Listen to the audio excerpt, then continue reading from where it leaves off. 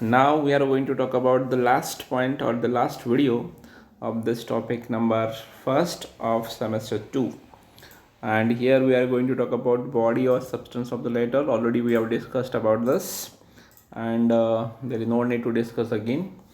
Then we are going to see the next content, and here we are talking about subscription or complementary closing. So once the body of the letter is over, once the concluding remark is over, then the last point is what? Complementary close. We have to close the letter by writing one complementary close, and most of the time this complementary clause is written by using certain words. And which are they? That we also know that because we usually go for this practice in our day-to-day life. As far as business is concerned, they also go for this complementary clause, and certain words are used for complementary clause. Those are actually the part of your courtesy, actually the part of your politeness, humbleness, and that should be reflected from your words which you are using for complementary clause. So which are they and what are they? Just we are going to have some discussion on this, and we start the discussion. It marks the end of the letter. So complementary clause is used to mark the end of the letter, and when we write this complementary clause, we can understand the letter is going to end soon. It contains certain courteous words. As I told you, we have to show courtesy or humbleness or politeness through these words. So these words are always courteous, and which are used to show courtesy, politeness, and humbleness, and how humble you are, how polite you are. That can be reflected from your these complementary closing words. Then use of these courteous words depend upon the tone or the nature of the letter, whether it is a formal or informal letter. So what sort of word you are using, that is totally depend upon the nature of the letter. Mostly we go for two types of letters in our day-to-day practice. In case of business letters, we go formally, and in case of our day-to-day regular life or family life, we go for informal letters. So these are the certain examples, and from there we can understand the concept of complementary closing. So first one is yours sincerely, yours faithfully, then yours truly, then with regard, and so on. These are the words which we are using for the purpose of complementary closing. I hope you guys have understood the concept of complementary close here. And after this complementary closing, we are going to talk about the next one, that is signature block.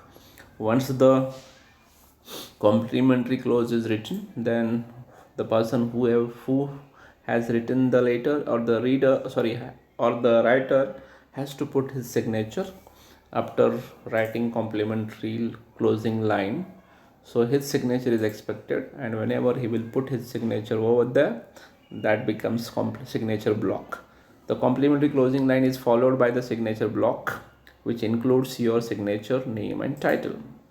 So here not only signature is expected, you need to write your name below the signature, as well as you need to write your designation below the name. That is expected. So this signature block includes signature, name, and your designation.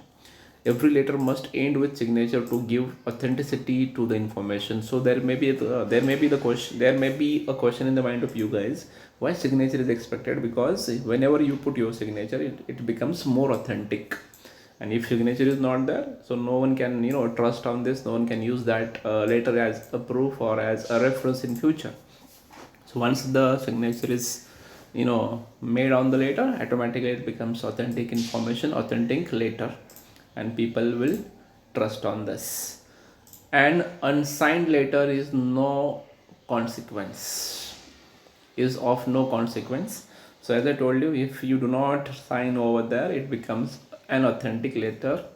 So this is what, if you want to make it authentic, automatically or anyhow you have to put your signature, and by putting your signature we can make it authentic. And there is no meaning for unsigned letter, so that should be kept in the mind. So remember this, whenever you write a letter, don't forget to put your signature. So this is for signature block. Moving on to the next one, again something is written for the signature block that I am going to tell you. Place the signature block 4 lines below the complementary clause, and once the complementary clause is given, there only put your signature.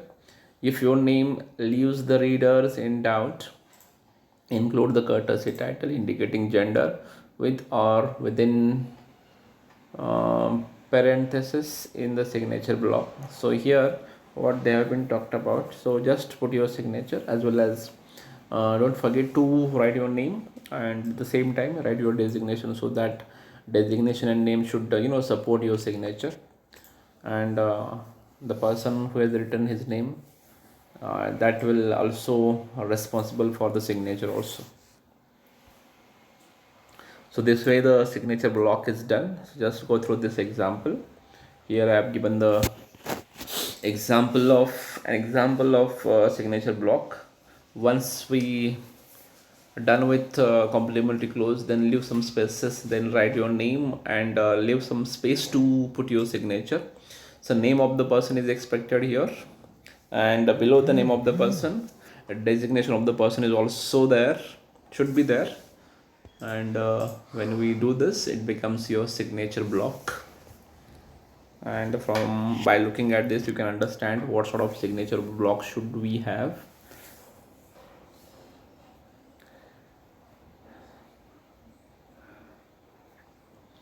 This one is another example of signature block.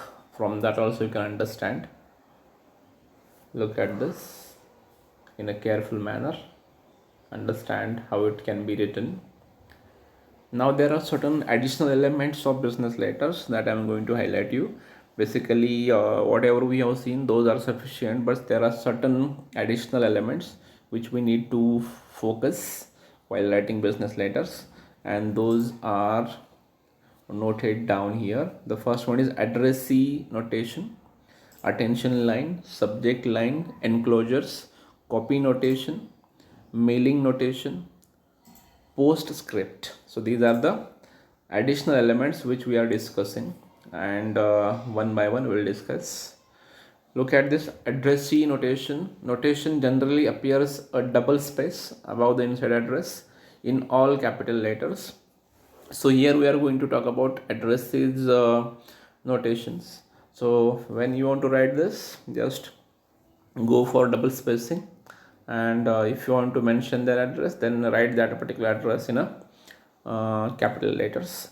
Personal, confidential, or please forward are examples of such notations. So depend upon the nature and the urgency of the letter, we can write this kind of address notation. Sometimes letters are personal, sometimes letters are confidential, sometimes letters are official, sometimes letters are formal, sometimes letters are informal. So according to the nature of letter, write this addressing notation. Sometimes letters are urgent, so you need to mention this at the or below above the address is inside address or address is address in this format. If it is personal, write personal and make it bold. If it is confidential, then write confidential and make it bold. If it is please forward, then you write please forward and make it bold. If it is urgent, then write urgent and make it bold. And if you do so, it becomes addresses notation.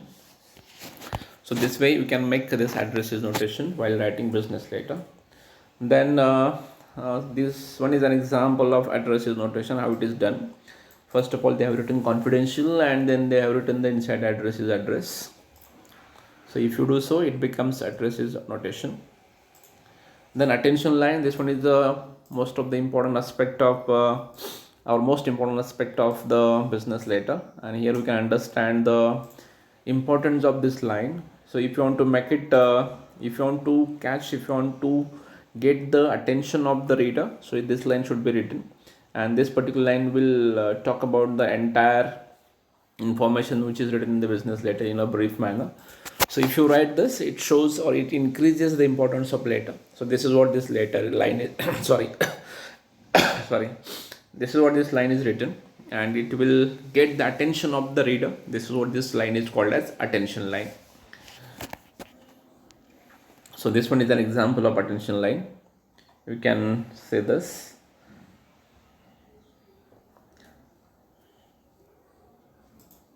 Enclosures, at the end of our letter, when we put our signature along with your name or designation, then this part will start. So whatever, if we are attaching something, if we are enclosing something with the letter, that should be written in the letter only. After the signature, name and the date of the designation of the person who is writing this letter, then we write enclosures. It indicates other relevant matters in support of the message of a letter. If we are giving something in support of your letter, suppose we are attaching some documents, papers, table, charts or graphs along with your letter, those should be written here and it becomes enclosures. This appears at the bottom of the letter. It may be written as enclosures, or in short we write ENCL. So this way this can be done. But remember why it is written, because if we are giving some supporting documents, charts, table, graphs, and those should be mentioned in the letter so that people can understand what is the attachments as such. And if you want to write like this, if you want to write full, then you can write in full form, and if you want to make it short, you can write in a short format like ENCL. So this one is an example of enclosure. If you want to go through this, and if you go through this, you can understand how the enclosures are attached with your letter.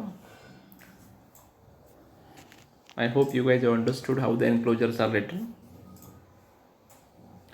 Then copy notations, most of the time what happens, we write one letter and we circulate copies to different people or related or relevant relevant authorities.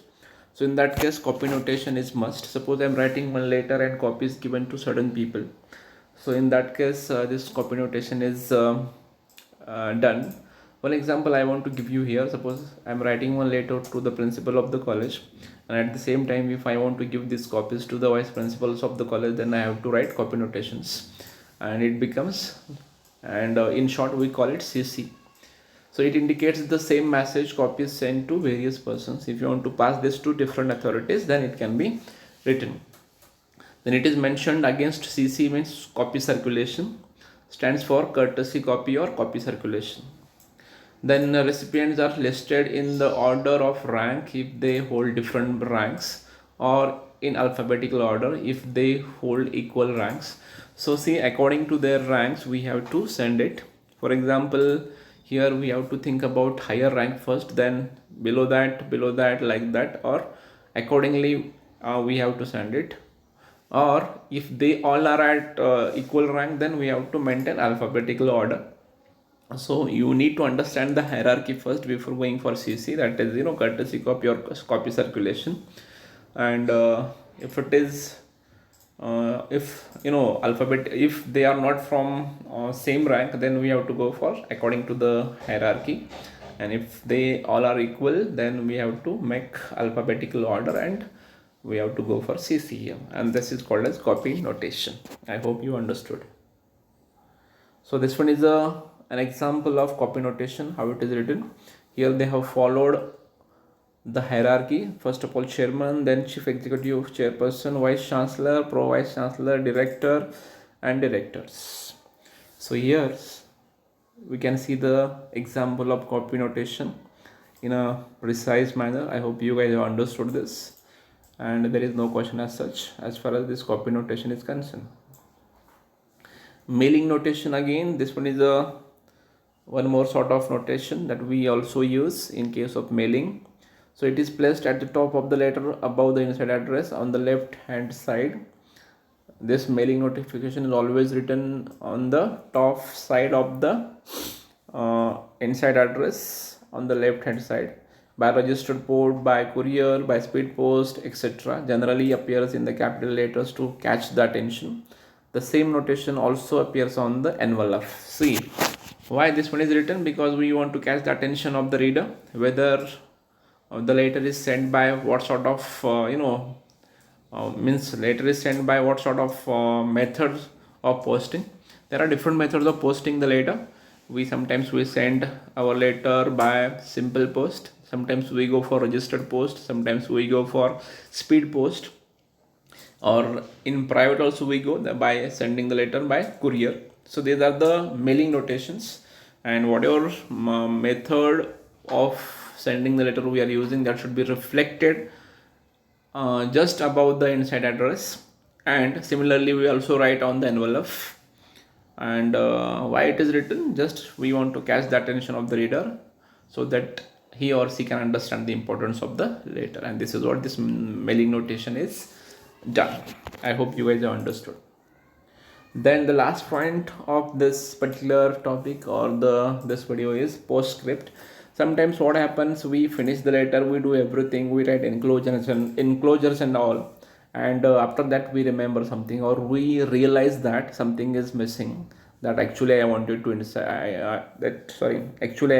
insert into the letter, or actually I wanted to write into the letter, but I have forgotten that. So in that case, we write one separate line in the letter after the enclosures to add the point which is left, which is missed, which is what can we say, which is not considered, and which should be the part of your letter.